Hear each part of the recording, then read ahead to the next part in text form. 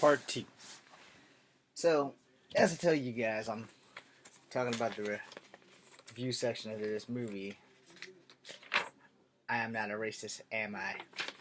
And I left off telling y'all how I felt really horrible about hearing how it made some white people feel ashamed of being white and sins of their ancestors and stuff. And it went into Native Americans and stuff, and how I used the word grateful and things.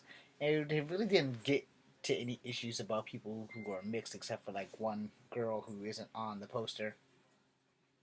You know, and her and her parents didn't really address it because her mom's white and her dad's black, and they giggled a little bit. And they have an awesome ass relationship. And if I live long enough to have children, I would hope that my relationship with my daughter and my wife would be as happy as their relationship was.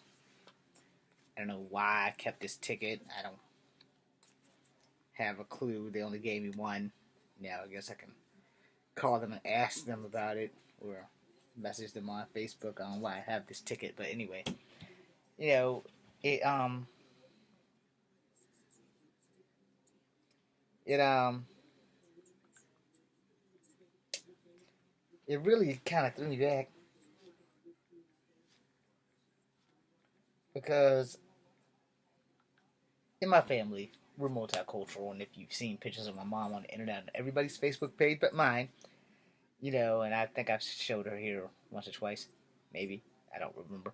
But, my mom could pass for white. And I tell you how, not too long after my dad died, and when I went to go bow shopping for my bow and arrow here, I took her to Scottsville, and I lost in a crowd full of white people, which shows you how white she actually looks. And I've had friends tell me, wow, your mom's whiter than my mom. And it's like, yeah, I don't know how that happened, because genetically we are mixed. Unless my mom was switched at birth, we're mixed.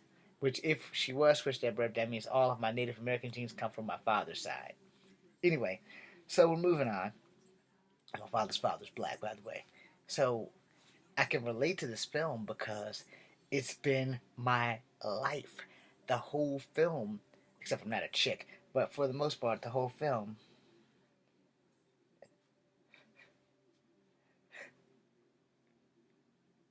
Sorry.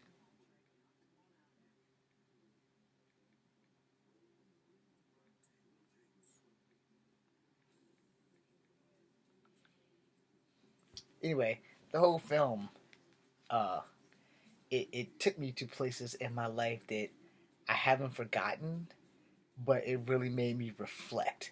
And I was like, damn, when I was younger, I told you guys there was a race war at Berkeley Moran. I've gotten in trouble maybe 2 times in my lifetime in that school. I never got in trouble at Walker.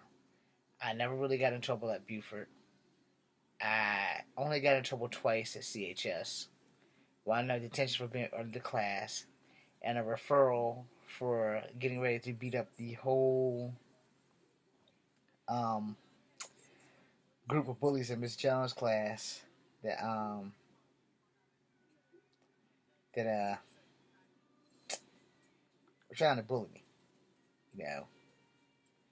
And I'm sitting there and I'm thinking to myself, it's not just me. There have been others. So let me break it down. The mixed kid, the young lady, she didn't like her hair because she wants to wear it down, but it doesn't really work out for her.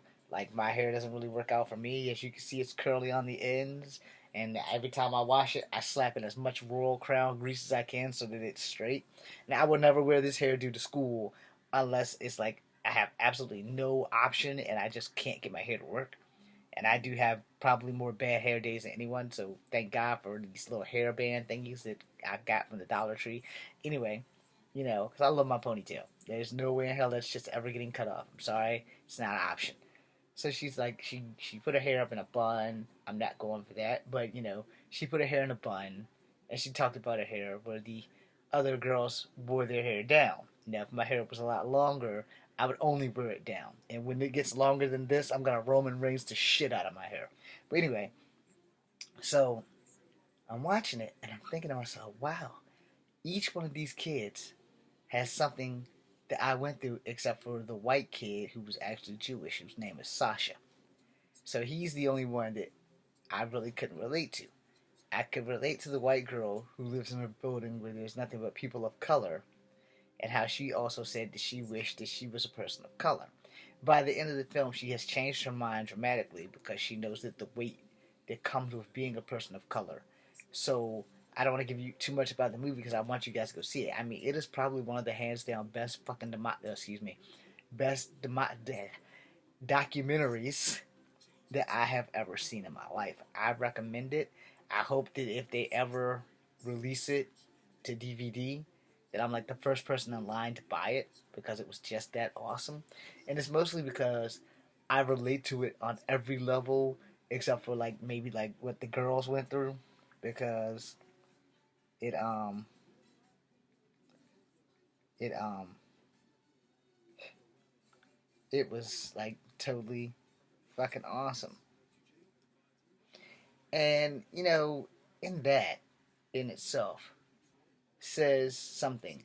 Now, a lot of the white people in the room said that we've come far, but we haven't come far enough, and I respect that.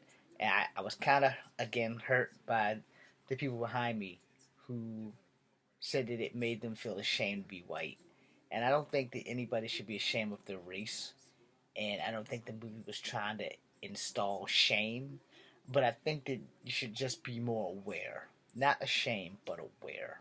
And that works for all races. Don't be ashamed, but be aware. And I want to end it with that because if I go any further, I'm probably going to break into tears because the movie was just that touching. And there were people, I looked around, I scanned around it. There were people who were white who were kind of in tears when they hear about the black guy who's like the giant, the one on the cover. He would be in the subway and everybody would move to the other side of the subway. And he's like, got to be like close to 7 feet tall.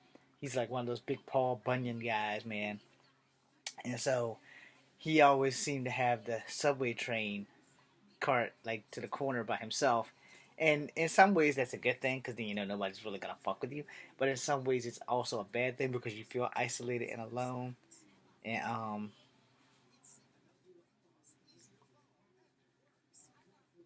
sorry.